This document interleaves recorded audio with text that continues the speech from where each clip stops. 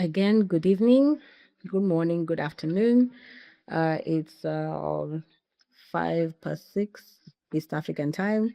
So, welcome to our first webinar of the year at Salama Fikira Group. My name is Fela Obala. I am the head of information and research for the company, and I look forward to just be part of this conversation on ports, petrol, ports, power, and petrodollars, which will roughly discuss how the Gulf states are redrawing the East Africa strategic map. And with me, I have three panelists. I'll be your moderator. With me, I have three panelists for today. I'll give you a minute each, or just under a minute, to just introduce yourself. Uh, yes, we can start with you, Fred. You can go ahead. Greeting to everybody. My name is Fred Kinywa. I'm based in Nairobi, Kenya, and I am an enterprise security risk management consultant with about 30 years experience, having worked in East, West, and Southern Africa, based out of Ghana, based out of Zambia, Malawi, and as well as Nairobi in Kenya. And I basically cover all elements of risk management, including security design engineering, security risk consulting, which involves TVRAs, threat vulnerability and risk assessments, as well as risk treatment planning, and supporting customers presently across multiple sectors. So I'm happy to be here and looking forward to contribute. Thank you so much, Fred. We can go ahead to a second panelist, Fidel Amakye. Thank you very much, Fela, for the opportunity. My name is Fidel Amakye Owusu. I'm based in Accra, Ghana, and I'm the Chief Executive Officer of DevSec Analytics Africa, a geopolitical and security risk assessment organization that works with governments, agencies, and international organizations.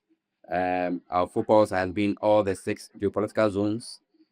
In recent times, we focused on the great power struggle in Africa. That is the scramble for Africa, what has been called the new Cold War, which involves middle powers, great powers, and emerging markets. Again, we have looked at counterterrorism, especially in West Africa, East Africa, and then Central Africa. We have also looked at Cabo Delgado in Mozambique, and many more. Thank you for the opportunity, and I look forward to a very fruitful discussion. Thank you. Thank you so much, Fidel, and you're welcome. And finally, we have Alan, who's one of us. Yeah, good evening, good afternoon, different time zones. Welcome, everyone. I'm Allan Odero. I'm in-house senior and regional analyst Africa at the APEC Group. So I primarily focus on the Horn of Africa region. I'm the lead country analyst for Somalia. I also cover the Sahel region, closely looking at Niger and the broader Sahel region. Close interactions with the fella in looking at Mali, Burkina Faso, JNIM, and Al-Qaeda terrorist activity over there. Also supportive of analysis within the East Africa region, just broader countries, looking at Tanzania. So I would describe myself as a geopolitical and security risk analyst, currently attached to SF Group. Yeah, so it's a great to be here. I hope we'll have a robust conversation. That's it for now. Thank you. Thank you so much, gentlemen. Before I even start introduce the topic properly, I just a few housekeeping rules. All of us will be muted apart from the speakers, and possibly your video might also disappear because we'll also take that off. Secondly, we are recording this session, so please expect that, and it will be posted on social media and to our clients. And third, if you have questions as the speakers are speaking, and you want, maybe you feel you have further questions. I know we had requested questions earlier before the session. If you feel you have further questions, please use the chat box at the bottom. We'll have a Q&A. I'll give towards the end. We'll have a bit of a Q&A for the speakers for any clarity and probably any other thing we want to talk about. There'll be somebody responding on the chat box. Again, welcome. Let me just set the scene for this. So the Red Sea and Western Indian Ocean corridor has rapidly evolved into one of the most strategically contested maritime spaces globally. And Mr. Wusu has already mentioned the fact that this is the new scramble for Africa, part of the new scramble for Africa. We've seen Gulf powers, particularly Saudi Arabia, the UAE, and Qatar, increasingly projecting influence into East Africa through port investments, logistics infrastructure, security partnerships, and political engagement. With that in mind, we've also seen in the recent weeks the the war in Middle East, especially with the Houthis attacking in the Red Sea, which is of course linked to the broader Israel Hamas and Israel Iran war in the Middle East. These developments have gone on to, disrupt a lot of shipping routes, and exposed vulnerabilities in coastal states such as Kenya, Somalia, Djibouti, Tanzania, where all these Gulf states have a stake at this point.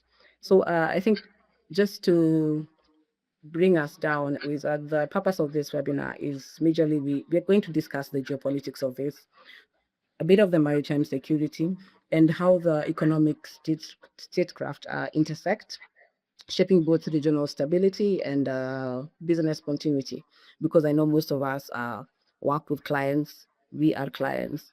So how that goes to shape our policies and how business generally continues in these areas. So as we kick this off, I'm going to start. I'm going to start with my panelist Fidel. And my question to you will be, from a security standpoint, how would you assess the current threat landscape of the Horn of Africa and Western Indian Ocean, especially taking into account the role of the Gulf states right now, uh, the role that they have right now, and the ongoing Middle East war? Just to start us off. Thank you very much for that once again.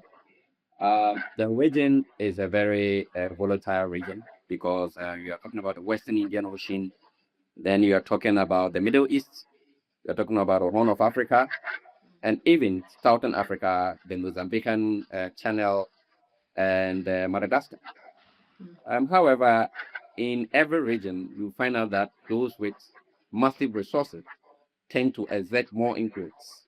And as we know, the Gulf states or the Gulf, the Persian Gulf has one of the highest concentration of hydrocarbons that we know of. And for decades, the presence of oil and gas in the region has led to the growth of very powerful states.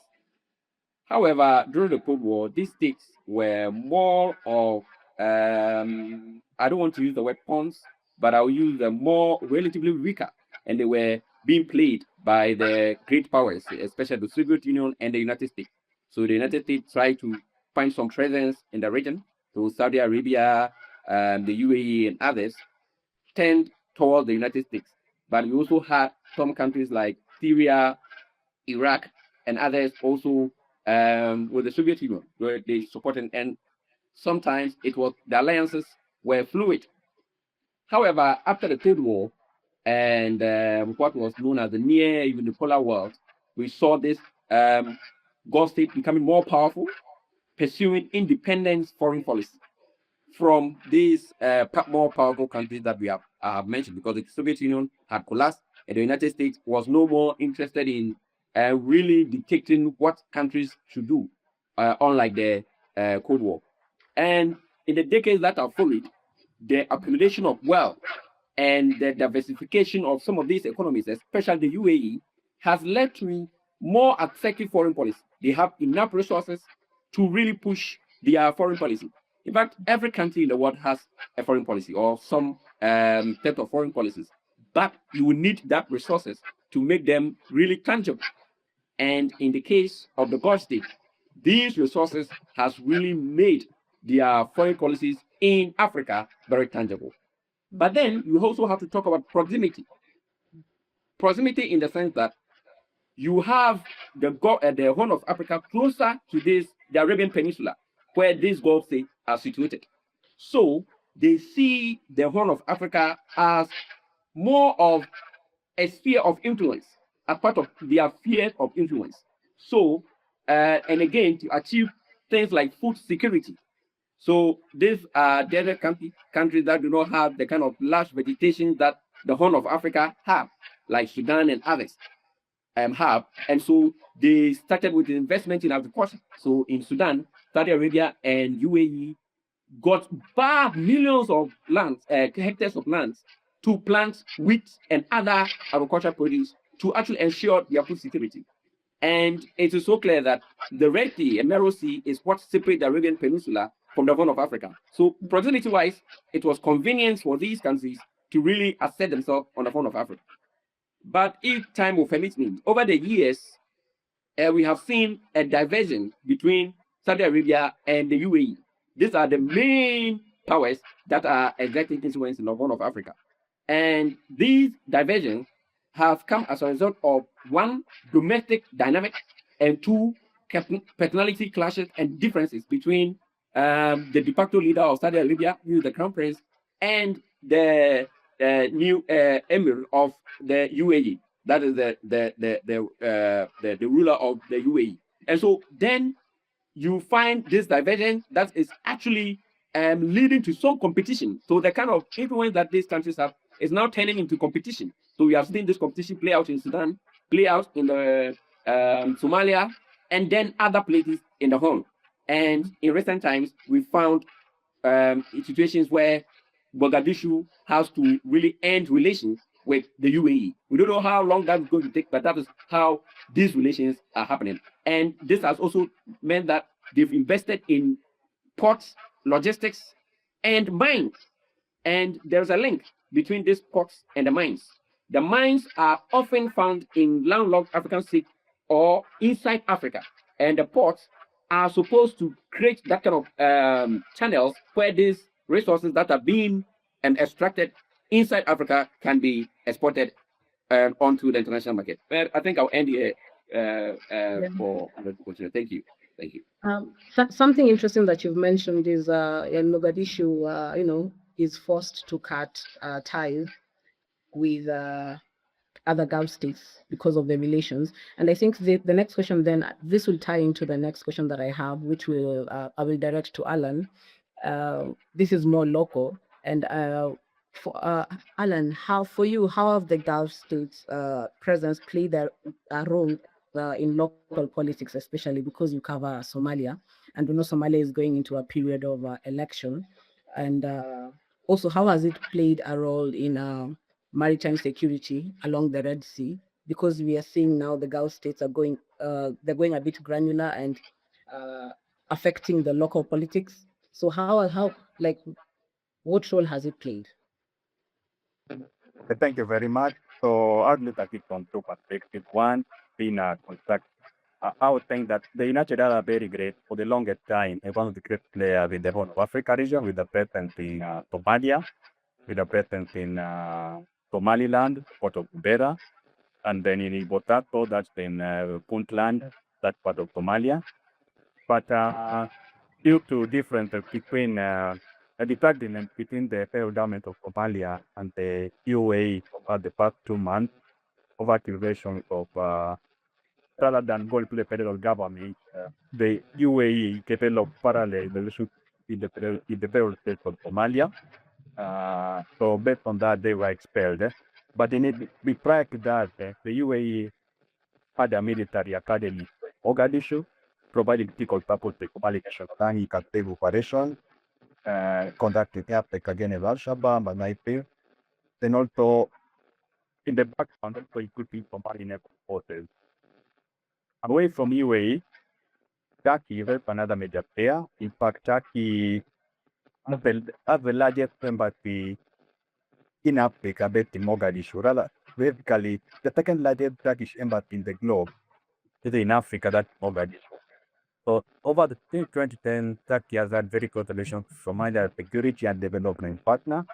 Last year, Turkey and Somalia signed a multi-pronged a two-pronged security cooperation agreement. One on the economic front and two depends on security. Therefore, depends on security. Turkey committed to developing and putting Somali naval capacity, providing security along the Somali maritime water. So that's really been integrating, really been helpful. Then about the last side to what Fidel said initially, the condition of influence in the Africa region and the trade power constitution, they're different. For example, after the collar between Somalia and Qatar, Somalia moved to sign new economic and security agreement with countries such as Qatar, Pakistan, Saudi Arabia. The deal with Pakistan actually involved both developing and equipping Somali naval forces and capacity. The other parallel agreements that is tied to the tectonic shift tied to the clash over the Red Sea Access, the granted Cape Verde and Camber Field. On that conflict between Egypt and the Red Sea Access, there's a parallel MOU between Saudi Arabia on one hand, Egypt, and Saudi Arabia, Egypt, and Pakistan. The details are still not really explicit, but that's a little tight stepping in to defend Somalia, for example, if Ethiopia, for example, defending Somalia region, for example, if there's a proxy war on Somalia soil between Ethiopia and Egypt over the country, yeah, so that's very in terms of culture and participation that against like Ali, Horn of Africa, and wider West Africa. Thank you, Alan. I think before I rope in Fred and Tikeson, both of you, both Fidel and you have mentioned, we've spoken about the local depth, and Fidel gave us a bigger picture of what is going on. But I would want to bring it back to you, Fidel, just because Alan has spoken about the local, and you mentioned about the relation is not just about the ports, but it goes deeper because getting all the minerals from inside and then having control over the ports. And I know right now for Saudi Arabia, they have companies like Aramco, they are state-owned state-owned oil company trying to set up, tanks and everything at the ports in Eastern Africa. And we also have DP World having a very big, footprint, especially in the Horn of Africa. So this is technically these are state-run organizations that are have control over the ports within Eastern Africa. So then I think the question that I would have for you, Fidel, would be, the competition between Saudi, UAE, Qatar right now. Everybody is trying to get, dig deep and put in their roots, and they don't necessarily see eye to eye on many things. So with that competition, do you think it does to some extent affect the African alliances, especially with organizations such as IGAD, which covers the Horn of Africa, the East African community? So my question is, does it affect that alliance, and to what extent possibly would it affect even in the future?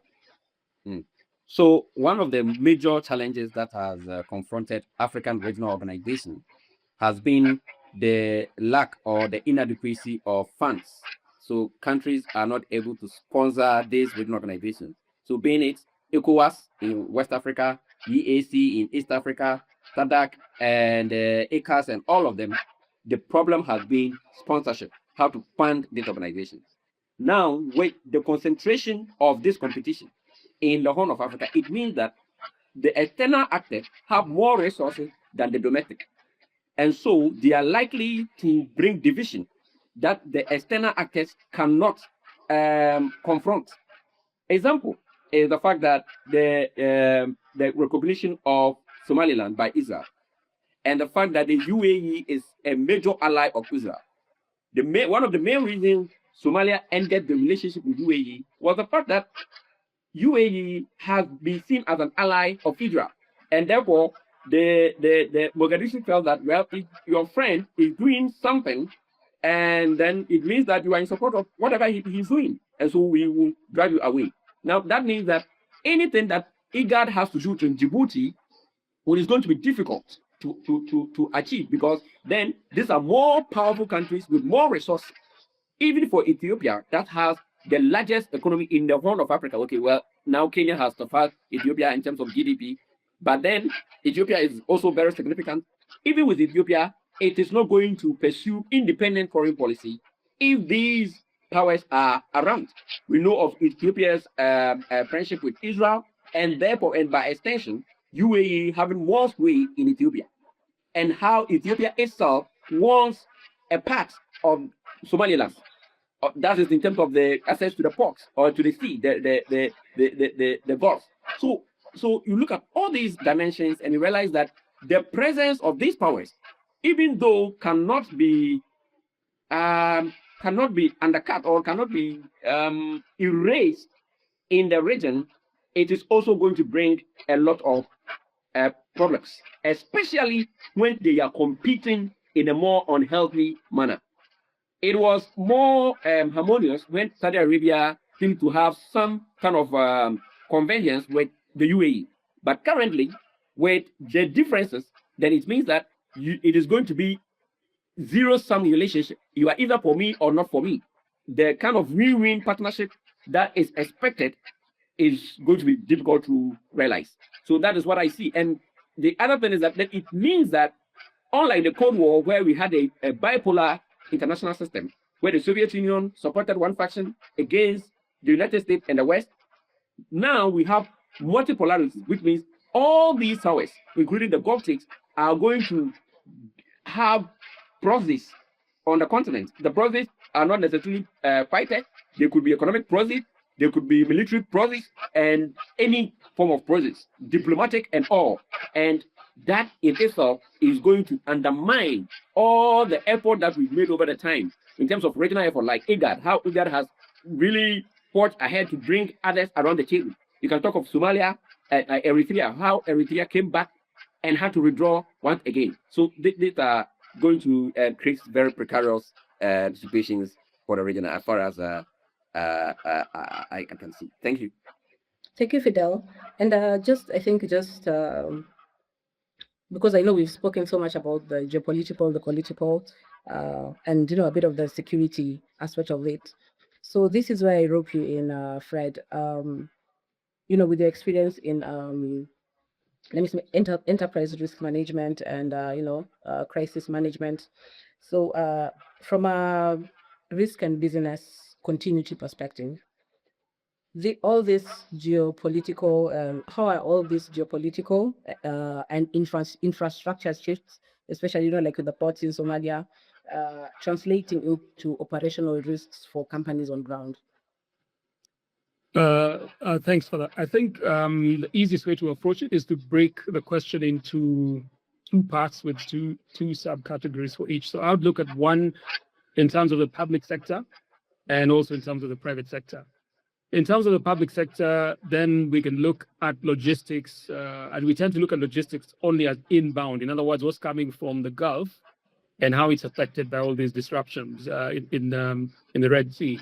But we tend not to look at outbound logistics out of East Africa into the Gulf. And Fidel had mentioned land holdings by some of these Gulf countries for agriculture and so on. That produce needs to go somewhere.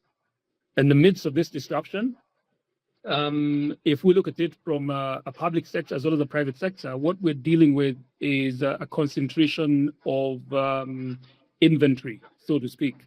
And inventory obviously has direct impact on operations. If you also look at that from a risk management perspective, then organizations involved in this, government or private sector, then have to ask themselves, what value of inventory are we holding, and how does that affect our risk profile?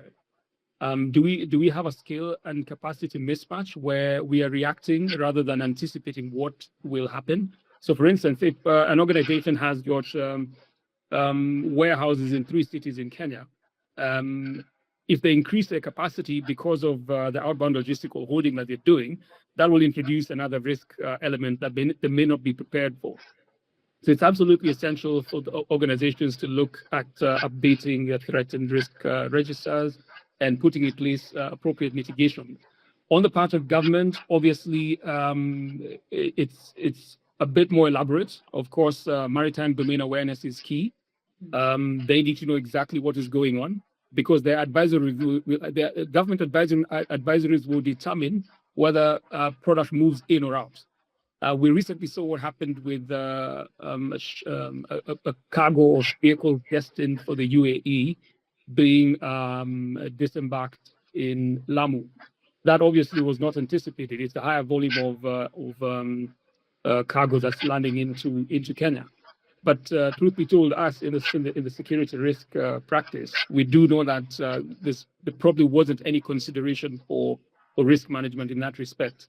So businesses as well as governments and any other quasi-government entities that are involved should actually be more proactive in figuring out what the impact of these disruptions in the Red Sea are, and then put in place appropriate mitigations. And that's where people like us come in.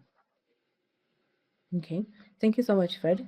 I think still on the business aspect of it, and thinking, let me say, thinking like a Kenyan, because I am Kenyan, thinking like a Kenyan.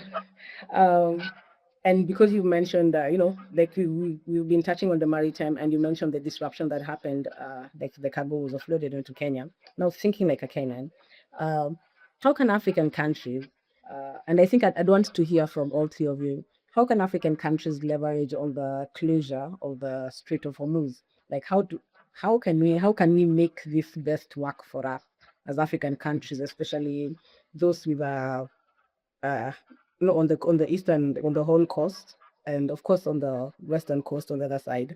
Like, how can we best leverage this? I can let you, Fred, continue so that I can hear your views of this, and then before I go to the other. Yes, I think that's a very good question. Because we have unwittingly become secondary maritime nodes. What was destined elsewhere is now coming into Lamu, Mombasa, Dar es Salaam, Nakala, Beira in Mozambique.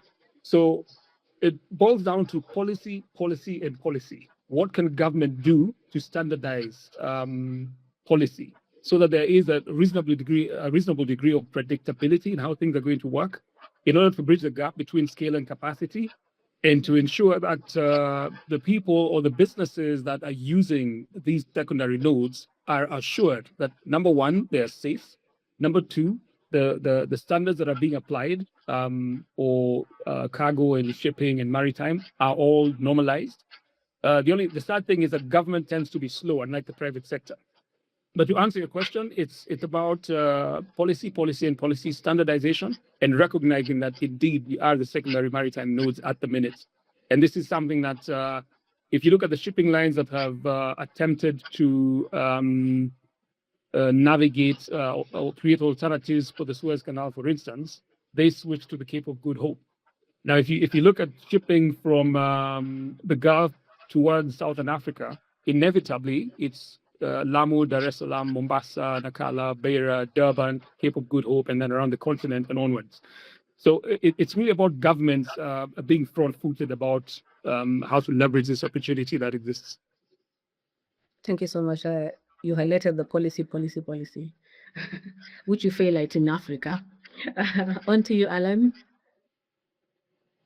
Yeah, thank you. So I'll just speak to the shock on the global energy supplies and how it impacted on the Kenyan domestic market and the region. So just addressing the food crisis with Kenya, like we know, the Strait of Hormuz accounts for 20% of the daily supplies of oil and natural gas that we rely on.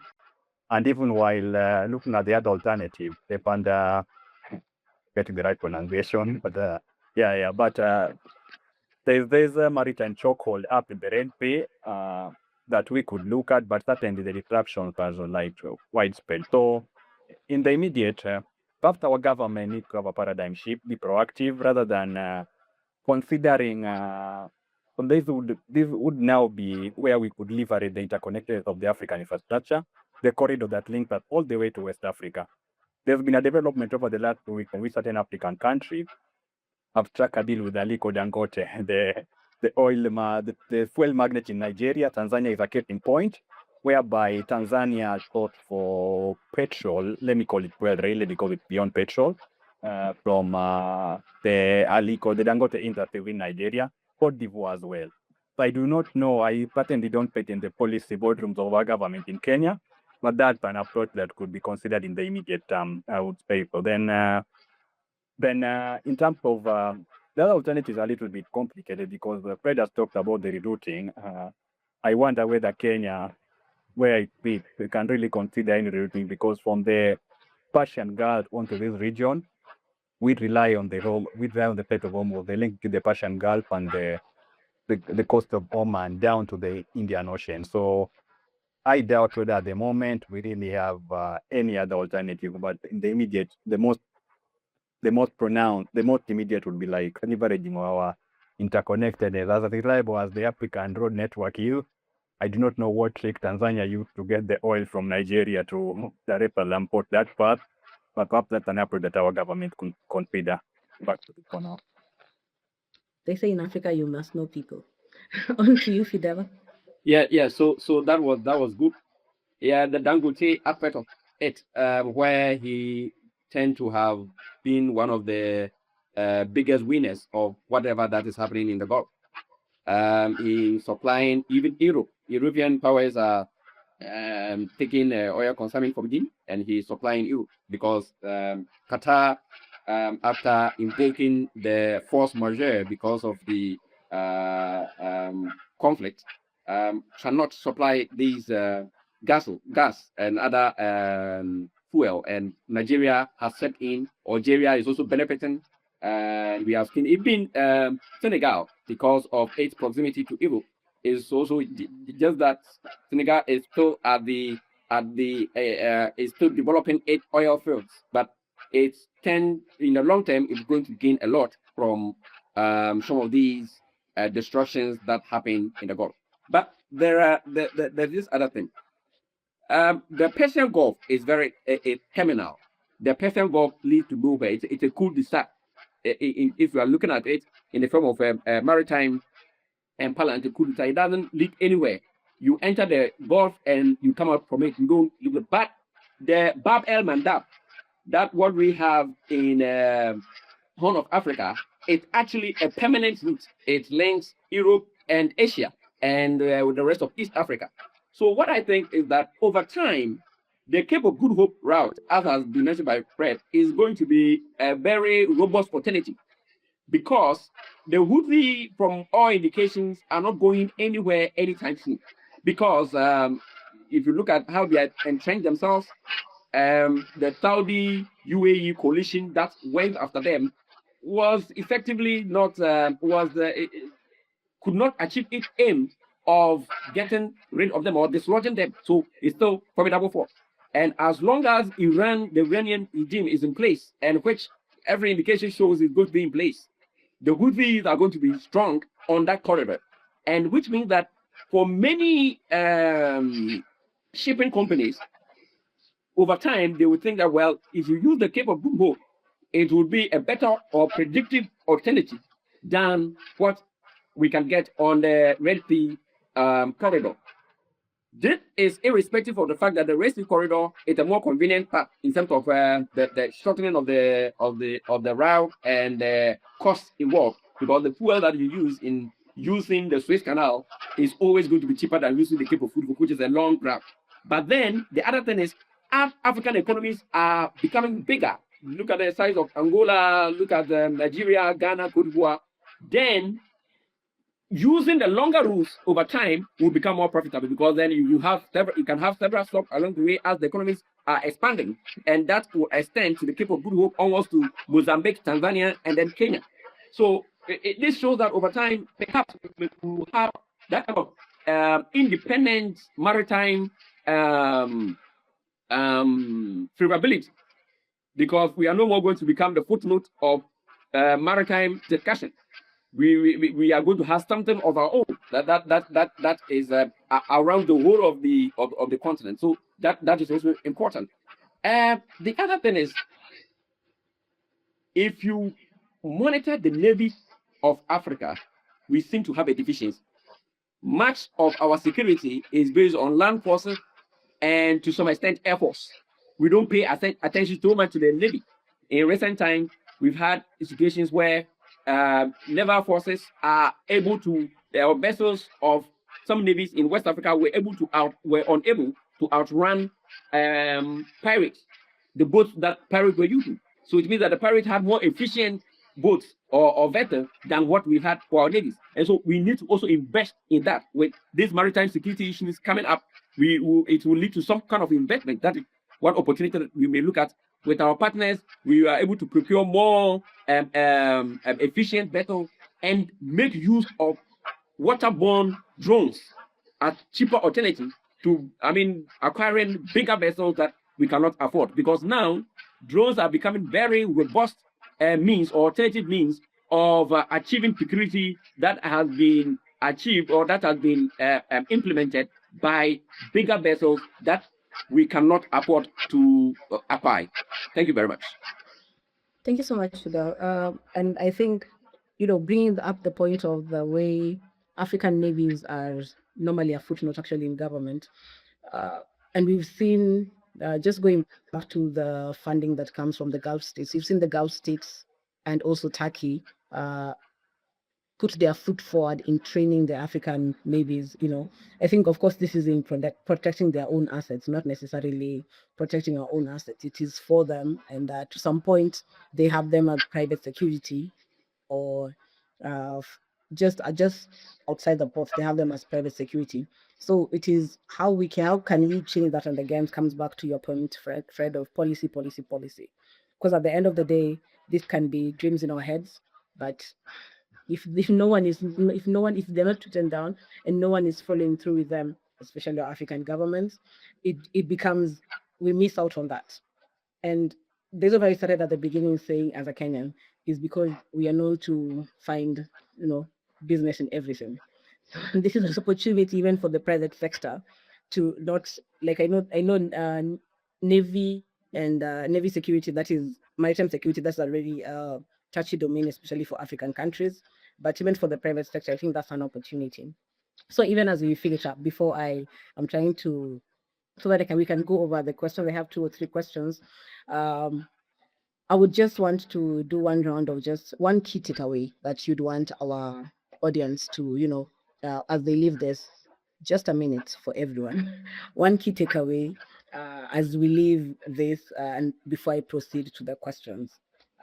You can go in alphabetical order. I can start with Alan.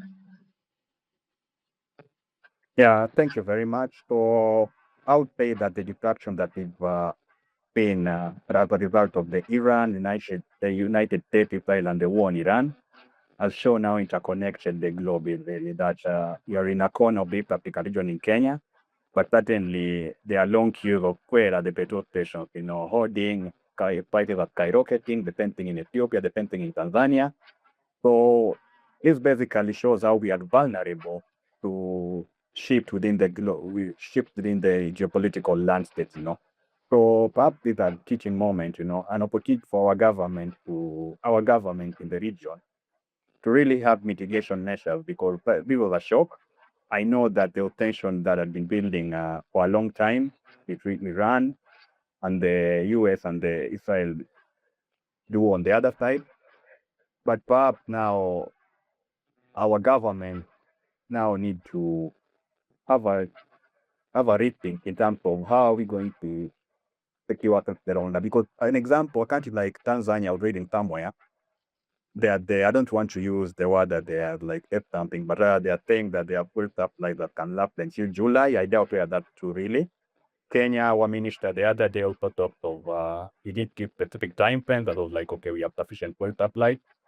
But perhaps the region needs to ask itself that what would happen, for example, if this war escalates beyond what we are currently seeing, that we have a total shutdown of the Strait of Hormuz. I thought that there's an alternative. Turkey and Saudi Arabia are having discussions in the background about an alternative pathway for the oil supply from the gas, but this is in terms in developing. It made us what the European powers the deal that they struck with Russia to allow the passage of grain amid the Ukraine-Russia war. Yeah. So vulnerability of the region, the geopolitical shock. Then again, applies then with the once it touched, the ripple effects on the economy, touches on transport, even logistics, it will get to your table, cost of food. So just I think we are in for a difficult, a difficult period for the long haul. For now. Interesting. On to you, Fidel. Yeah, so there is scramble for Africa, what I call the new Cold War. This time around, it involves so many states. And the concentration of these struggles is going to be on the Horn of Africa and the Great Lakes region. The Horn of Africa, because of its proximity to the Middle East, and again, because we have China, India, and other power growing in the seas, the adjacent sea, that is the Indian Ocean, with interest. In Djibouti, we find a very tiny country hosting about 4 global powers, giving them navies to run. And why Djibouti? Because of that fertility route, that is, adjacent to the country. So we need to be steps ahead in terms of policy, regional policy, in terms of taking our destiny in our own hands, in terms of regional discussions, trying to find peace, identifying where we have divergence and where we have differences and solving them beforehand. Because other than that, we are going to have a situation where the century that is supposed to be for Africa will no more be for Africa, but it will be for further division of the continent. And the Horn of Africa, as we see it, is showing, because India has interest, China has interest, Israel, Turkey, and all. And they have not hidden all this interest. They have shown their presence. They have taken decisions, some unilateral, like the recognition of Somaliland and others. And they are not going to let go, because the region is very strategic, and the resources therein is important for their the advancement of their economies and other foreign policy aspirations. And so the better or the earlier we take the initiative of advancing the African agency, the better for us. Other than that, if for this century, we are going to have others define our destiny for us once again, and that will not help us. Thank you. That's very true, Fidel. Thank you. And Fred, finally? I think 3 critical elements come to mind in closing. Maritime inflation is a reality. Concentration of risk for both inbound and outbound logistics is a reality. Supply chain risks are also a reality. So every business, including government, I think they all need oracles, and they need to resort to intelligence and data-led approaches to risk management, business continuity, and overall business resilience. I think this is what what's happening in the Gulf is teaching us. Thank you so much, Fred. And I think just now wearing my hat as an analyst, give you the moderator loom. I think also one thing that I've gotten from the 3 of you is, which you've largely spoken about, is of course the Red Sea is no longer contained conflict zone. It is not contained. We have the power that actively fighting for dominance in the area, and they're doing this in the Horn of Africa and the Great Lakes, as Fidel has mentioned, and highly affecting our maritime. And to some extent, the countries within the Horn of Africa, Kenya included, we have either left the say to these countries, to the Gulf states, to control, or we are watching from the sidelines, and hopefully we will join in the fight at some point, because at the end of the we will have, if this is happening in Somalia and they're setting up all these ports in Somalia using the infrastructure, let me say, with using government companies to set up this infrastructure at the ports in Somalia, and this is also happening in Kenya, and we've seen this in TZ. If they're using government companies to do this, we are to some point bystanders, and we are watching as others are taking the opportunity to uh, more create change the regional our regional alliances, speaking to our local politics, because the government of the day does get to sort of decide who gets a part of the pot, who gets a section of this. So they are kicking into our local politics, and because of even with the with the Israel, Hamas war, a lot of African countries, Israel, I mean Israel, Iranian war, and US, a lot of African countries are sat in the fence because long we have allowed everybody to speak into it. And I'm sure more recently you saw when the Iranian ex-space, they were having a back and forth with the American ex-space, and these are Iranian embassies within the African soil. So this is we've been relegated to bystanders in our own continent. But I think this is an interesting topic, and I think this is not the end of it. But let me move. I'll only tackle. We'll only tackle two questions. I see one is is very deep, and I'll see who will answer this. So, the first question, which is the person has asked. We've spoken about the petrodollars, which is money coming from the Gulf states and investing it into our ports, and especially ports in this case. But how can we, now that we are moving, the governments are moving from, yep, we're moving from this hydrocarbon energy to clean energy. How can we switch of African countries? How can we leverage on, let me say, AI from moving from petrodollars to clean energy and sort of getting our own independence in managing our own ports? I hope I have captured that clearly for the person who asked the question. I'll throw this to you, Fidel. All right. So in the past, I have argued that in terms of green energy, African has capacity. We have the space. Unending sunlight. We have wind. We have wave.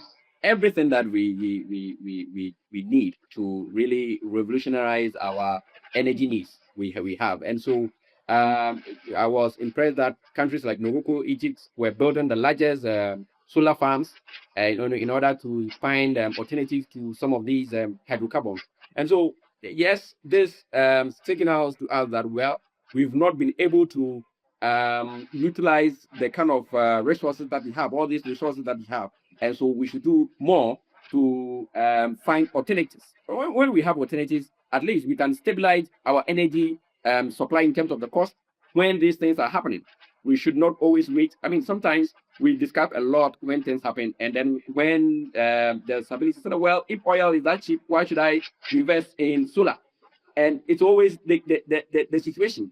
But over time, in all these energy supplies, when you do it on a large scale, the unit cost reduces over time. And so we have to look at it and find a way. And the countries that are going to invest in it are going to gain. So if Ghana decides to invest in this, that is going to become a regional supply source for this energy heat. And so I would urge that we have the capacity and we should. And the other thing is about the technology transfer.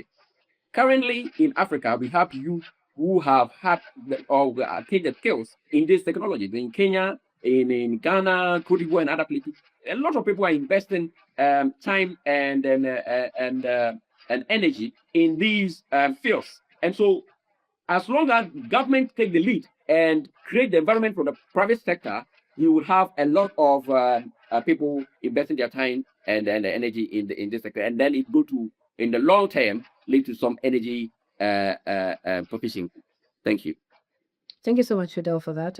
It's good to look forward instead of what is happening in the past, because again, they say green energy is the future.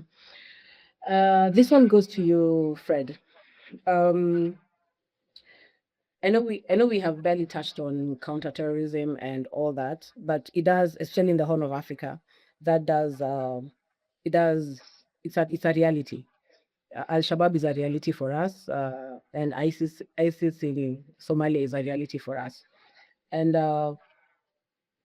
with that in the mix, including now with now the GovStick speaking into this and funding, because I know they are also funding security initiatives and that. So the question is, what risk mitigation strategies are companies, especially local companies, these are companies on ground, currently adopting, and if you can give me like practical example. So, yeah, I mean, that's an interesting. It's a multi-dimensional question, but I'll answer it as honestly as possible. In my experience, a lot of companies in Kenya are reactive and transactional in how they approach risks, security risks, and that is because if you look at our security industry, it is still not very well regulated. And in terms of the balance of power, it puts more with the buyer than it does with the seller, who's supposed to be the expert in these matters. And in the pursuit of growth, then people will give the buyer whatever they want at least cost. So the simple answer to that question is that there's not much that's being done unless you then move into international or multinational organizations like the UN or companies like Helion, the World Bank, some of the international banks and so on, who now have global policies that they bring to bear in how risk is going to be mitigated, because they're not just looking at their assets; they're also looking at their people, and they have serious insurance policies for these particular elements. We then obviously have to look at our own internal policing capacity. I think it has improved tremendously over the years, especially with the ATPU, the Anti-Terrorism Police Unit. I think they've been very active and doing good work. But the extent to which private sector businesses, the private security industry, and the public policing side is integrated, I think there's still a gap. And that question, I suppose, asks, how do we triangulate? Because there are three critical elements. How do we triangulate to ensure that we close that gap and at least adopt a more proactive stance in addressing the problems that could occur from a terrorism perspective? It's not enough for people to just walk through metal detectors at the malls and have their booth opened. It's become so routine that that beep is just accepted as the norm now. But I think the depth that's required is still lacking. All right, thank you so much. There were many more questions, but it's just we are limited on time. I know we'll talk about this topic over and over, but thank you so much, gentlemen. It's been a pleasure interacting with you on this, and I look forward for us to do another one, just a follow-up for this, because I feel this topic is very vast and we can do so much with it. Thank you so much for all who attended. It's been a pleasure. I look forward. This is not the end of it. If you still have questions, we will what do you call it? We'll post the form, and we can still reach out to the speakers, and they can speak more on it. You can check our platforms for this form, and we send one to your email for those who registered to join this. But thank you so much. It's been a pleasure. Have a great evening. I look forward to seeing you in the next webinar. Thank you.